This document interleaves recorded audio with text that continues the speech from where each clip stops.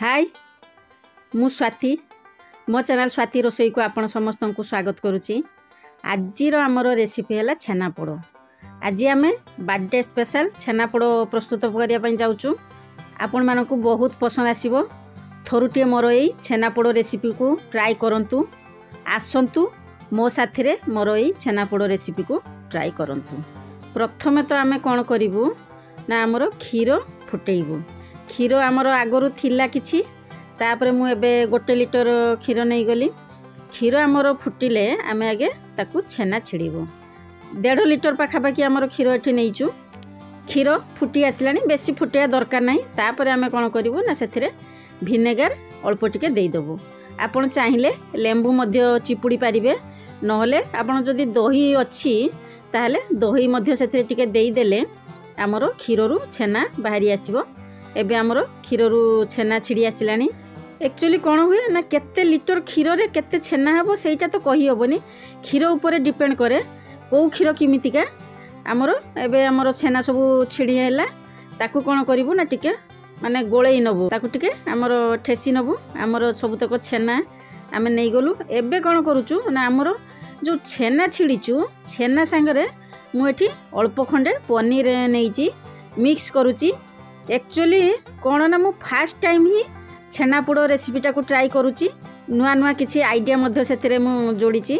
एबे कौन करूँ ना आम से माने भल से तो गोले नेलु। सुजी देदेबू। प्रथमे आमर एटी आधा कप सुजी नहींचु। तापर आम फुल 1 कप चीनी नहीं जाइचु। ता सांग को आमर लुण दउचु अल्प टिके खाइबा सोडा नदेले भी हम। लुण देबे मस्ट देबे कहीं ना जिते आमर स्वीट आइटम बनाऊँ से टिके लुण देदेले कौन हम तार टेस्टा बढ़िया आसो। प्राय तो लोक दौथे कि कौ मैंने जानी नथिबे एबे जानी जिबे। एबे कभर देकी घंटाटे आम छाड़देलु। तापर आमर देखंतु केते सुंदर भाव में आमर माने छेना भल से गोली हो जाइतिला। एबे आम आउ टिके ताकू माने ठेसी नबू गोले नबू भल से देले आमर पोड़ बढ़िया से हम। मुझे गोटे छोट माने नहीं जाइछि डिशटे नहीं जाइछि। आपण केक छांच मध्य नहीं पारिबे नहले नॉर्मल किछि एमती बेला नहीं कि ना से घी लगे देबे भल से देले कौन हम आम जो पोड़ प्रस्तुत करूँ से भल से बाहरी आसो। एक्चुअली घीरु तो आमर भल से बाहरी आसो। जदि चाहूँगी आपण बटर पेपर से लगे देबे। आम सबुतक छेना से देदेलु भल से ताकू कौन करी भल से चापी देबू। देले आमर पोड़ बढ़िया से प्रस्तुत हो जिवो। आ जेतिक छेना होइछि आमर ऑलरेडी छेना पोड़ भल भाव में हो पारिबो। मु एटा ओभेन रे प्रस्तुत करुच्ची। आपण माने चाहिए कढ़ई रे प्रस्तुत करि परिबे। बहुत लोक तो जानिले नहीं कढ़ई रे केमती सिस्टम रे प्रस्तुत करूचंती। मते एक्चुअली टाइम अल्प थिबारु मु ओभेन रे बसई देली। नहले मु कढ़ई रे प्रस्तुत करिकि देखै थांती आगो मध्य देखैबी। एबे हमरो छेनापोड़ हो गलानी पाखापाखि 45 मिनट भितर हमरो छेनापोड़ रेडी हो गला। सुंदर भाव में होइछि केते सुंदर भी देखा जाउछि। एक्चुअली कोन होउछि ना फास्ट टाइम तो मु एटा प्रस्तुत करूछि काले साइड रे लागि जिवो पोड़टा भल से बाहर नहीं से मुझे छोरी से साइड रे लगे देली। आउ पछर टिके हाथ बाड़े देले आमर पोड़टा भल से बाहरी आसो। पूरा बढ़िया से भी बाहरी आसला। मन भीतर डाउट थिला कहीं मु फास्ट टाइम करिकी छेनापोड़ प्रस्तुत करुच्ची किंतु एते सुंदर हैला मते भी विश्वास हैलानी जे मु फास्ट टाइम करिकी पोड़ प्रस्तुत करुच्ची।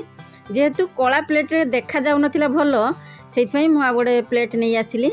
एबे आमर बेलून भी टंगा सइलानी ता संगे कैंडल लगा हो गला। एइटा आमर बर्थडे स्पेशल छेनापोड़ आम प्रस्तुत करिचु। पुअर मोर ताकू काटिबू। एक्चुअली बर्थडेटा मोर मु प्रति बर्थडे रे किछि नुआ करिया पई मु प्रयास करथाय। आगर मु बड़ समोसाटी प्रस्तुत करी।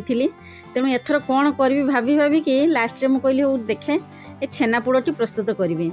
पुओ तो आगर केबे खाई नतला कहीं मु तो केबे बने ही नाही किंतु छोट बेले मु खाइची। माँ बहुत बनईचंती मु जिमिति जिमिति बतैली आपण सही प्रकार बनइबे। देखिए बहुत सहज इजी प्रोसेस रे बतैली। आपण नॉर्मली घरे तो क्षीर आसुथबो छेना छिड़ देबे आराम से पोड़ प्रस्तुत कर देबे। देखिए बहुत पसंद भी आसीबो। जदि मो चैनल को सब्सक्राइब करना ताहले एने सब्सक्राइब कर नियंतु। साइड रे थिबा बेल आइकन को प्रेस करिया पई जमारू भी भूलिया नाही। मु जतेबेले नुआ नुआ रेसिपी छाड़बी आपण मानकु सब नोटिफिकेशन मिल जिवो। कमेंट सेक्शन जनबे मोर ये छेनापोड़ रेसिपीटा आपको केमिति लागिला।